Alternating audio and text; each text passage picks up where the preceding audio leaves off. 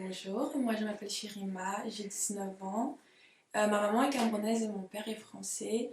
Et j'ai déménagé à Sherbrooke il y a peut-être en août 2019 pour les études avec ma maman. Et voilà, donc j'étudie en pharmacologie, je suis dans ma deuxième année, entre la première et la deuxième année. Et voilà. Je vivais en France, au sud-ouest. Et ouais. T'es née en France? Ouais, je suis née en Guadeloupe. Ok. J'ai vécu au Cameroun un petit peu quand j'étais bébé, mais j'ai surtout grandi et vécu en France. Déjà, il y a vraiment une culture différente déjà de la Guadeloupe en France, métropole. Et même que ce soit au niveau de la vision de la vie des gens et comment aussi ils voient la différence de couleur, etc. Mais je trouve que la différence est encore plus grande entre le Canada et la France, surtout au niveau de la teinte, enfin vraiment de si t'es light skin ou si t'es plus noir, etc. Par rapport à ici, on met comme tout le monde, tout le monde est noir, alors qu'en France, on va vraiment faire une différence entre ah ben toi t'es métisse en fait, donc t'es pas vraiment noir. Puis en Guadeloupe, c'est aussi comme ça que j'ai des gens pensent aussi. Ben, c'est difficile de grandir dans... Parce qu'en fait, au final, il y a des gens qui vont dire oh non, toi t'es noir. Puis les noirs, ils vont dire ben non, t'es pas noir. Ou les blancs, ils vont dire t'es pas noir. Donc en fait, tu sais pas vraiment au final, genre, à qui tu dois être attaché. Surtout que moi, j'ai grandi avec ma mère, donc j'ai vraiment baigné dans la culture africaine. Puis moi, je me suis toujours considérée comme noire là. Puis le fait qu'on me rabâche à chaque fois que j'ouvre la bouche pour parler de quelque chose, puis qu'on me dit, ben non, mais t'as pas ton mot à dire, t'es pas noir, t'as pas vécu ça, t'as pas vécu ça. Puis tu sais, comme, tu sais juste pas où te positionner. Mais comme, je sais pas, c'est frustrant, puis tu sais pas, c'est comme si comme aucune communauté là voulait de toi. Mais c'est vrai que les noirs sont comme bah, ils vont plus me sentir comme noire si je suis avec eux. Mais en fait, c'est comme vraiment bizarre là. Genre, les gens vont se comporter comme si j'étais noire, mais si j'ouvre la bouche, on va me dire que ben non. Donc, c'est ça qui est un peu paradoxal. Mais ouais. Je suis comme vraiment claire, mais j'ai des traits ben, de noir là. Et ouais, c'est ça exactement. Genre, j'ai vraiment eu du mal à me positionner, puis surtout que moi j'ai toujours vécu dans un environnement blanc, je veux dire à l'école ou les amis, etc.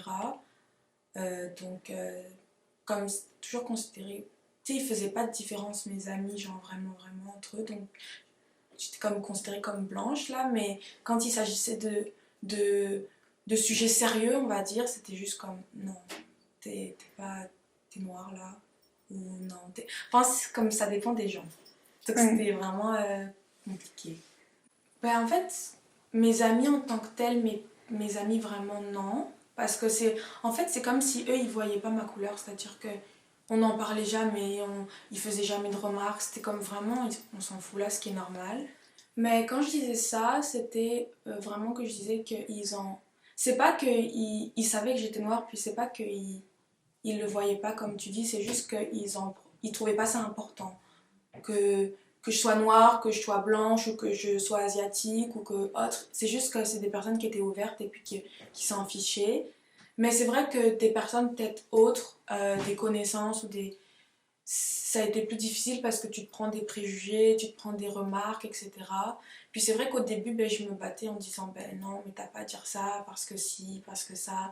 Puis j'essaie de leur donner des explications, mais c'est vrai qu'au fur et à mesure du temps, et je pense pas que ce soit une bonne attitude de ma part, mais au fur et à mesure du temps, j'ai juste laissé, puis je me suis juste, genre, comme je me suis juste dit, ben ok, c'est comme ça, puis tu fais juste rentrer, sortir, puis tu t'en prends pas compte, quoi, parce que si tu te prends compte de toutes les remarques que tu te prends à chaque fois, ben c'est vrai que tu n'arrives pas à avancer, puis ça joue sur ton mental. Donc moi, je pense inconsciemment, je me suis juste dit, ben ok, écoute pas ça, puis comme continue ta vie là. Expliquer, mais quand tu essayes d'expliquer ça à quelqu'un, de dire oh, ben, tu dois pas faire une blague, tu dois pas imiter un accent comme ça quand tu passes à côté d'un noir, comme c'est pas correct. Puis la personne va être comme mais non, mais je suis pas raciste. Puis tout de suite, ça retourne elle inverse les rôles, puis c'est elle qui se sent vexée. Genre comme c'est pas normal. Et donc, tu sais, tu lui expliques, mais c'est pas ça que je suis en train de dire. Je suis pas en train de dire que t'es raciste, je suis en train de te dire que ça, c'est un comportement à pas avoir. Tu as ça, ça, ça. Puis comme non, je suis pas raciste, ben, je finis juste par dire que tu fais pas ça en ma présence, puis c'est tout. Puis avec les autres, tu fais ce que tu veux, mais c'est ça. Comme... les gens ont du mal à comprendre et ouais, c'est ça, à comprendre vraiment pourquoi et à faire un effort sur ça, surtout.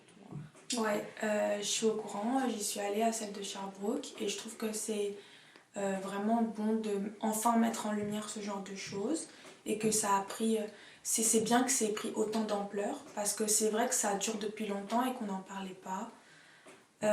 Après, j'ai l'impression que ça a fait beaucoup de bruit sur les réseaux sociaux mais que dans la réalité ça n'a pas eu énormément d'impact malheureusement.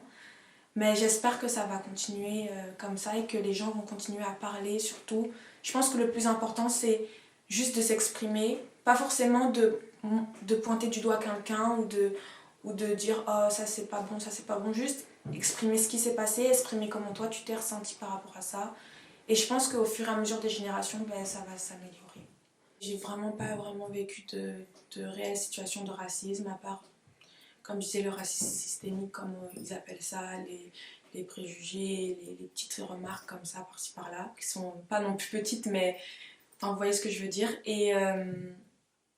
Mais non, puis ouais, c'est comme, j'ai vraiment jamais vécu vraiment des situations de racisme envers moi. J'en ai vu de mes propres yeux, mais j'en ai jamais vraiment vécu envers moi. Ça fait que je pense que non, j'ai pas peur en voyant un policier. Je suis comme, non. Ok, ouais, du coup, je disais que moi, j'en ai vraiment jamais vécu de situation vraiment difficile au niveau du racisme, au niveau de la discrimination, mais je sais que ma maman, elle en a vécu des très lourdes, que ce soit au tribunal, que ce soit dans les hôpitaux, ma tante aussi dans les hôpitaux, les gardes d'enfants, etc. Comme, tu sais, normalement, c'est censé être les personnes qui ont fait de grandes études, qui connaissent l'histoire, qui sont éduqués et qui devraient être des porte-parole et qui ne devraient pas faire ce genre de choses. Mais on dirait que c'est les personnes les plus éduquées, les plus intelligentes qui, c'est triste à dire, puis je devrais pas rire, mais qui font ce genre de bêtises en fait. Et, euh, et ouais, c'est ça. Comme c'est c'est ça, donc toi tu as envie d'éduquer les gens, mais les gens savent déjà, les gens connaissent déjà l'histoire, puis ils font le choix de continuer à discriminer, de continuer à pas apporter à, à pas prendre en compte la parole d'une noire, à toujours favoriser le blanc quand il y a une justice au tribunal, puis que c'est un blanc contre un noir. Il aura toujours de l'avance en fait, et c'est ça qui est triste. Ben moi, je suis déjà très fière d'avoir du sang noir dans mes veines. Et ouais, je vais les remercier parce que ils ont été forts, ils ont vécu des choses difficiles et ils ont quand même ils ont résisté en fait et ils sont encore là. Et ils se sont battus pour les générations futures et c'est pour ça qu'il faut continuer de se battre et il faut continuer surtout de vivre et d'être heureux et fier de ce que nous, ben, on a reçu parce que notre culture elle est vraiment riche. Toutes les cultures sont extrêmement différentes en fonction des pays. Et ça, il faut pas l'oublier. Genre, on est comme. Ok, on est une unité parce qu'on est noir, mais on a quand même des cultures très très différentes. Ouais, c'est ça, il faut être fier de ça. Et il faut essayer de le transmettre le plus possible. Ne pas oublier, ne pas se cacher. Et ouais. Ouais, ben moi je souhaite que le monde soit plus égal et puis que les générations futures noires soient plus fières d'être noires. Je veux pas que les générations futures elles pensent que être noir c'est simplement péjoratif. Comme, parce que c'est sûr on va avoir des situations qui vont être discriminantes en fonction de ça, mais il faut quand même oublier que c'est quand même vraiment positif d'avoir autant de culture, autant de richesse et surtout d'avoir des ancêtres qui ont été forts. Euh, et que c'est pas forcément que du négatif, comme il faut pas associer ça à oh non, être noir là c'est pas bon, ben non c'est bon. Et pour les générations futures j'aimerais vraiment qu'il y ait plus d'égalité mais sans qu'ils oublient d'où ils viennent, sans qu'ils oublient ce que les ancêtres ils ont fait pour eux, et qu'ils continuent de revendiquer leur culture, sans forcément écraser ou parler mal des autres cultures, mais genre comme juste être fier et juste marcher la tête haute.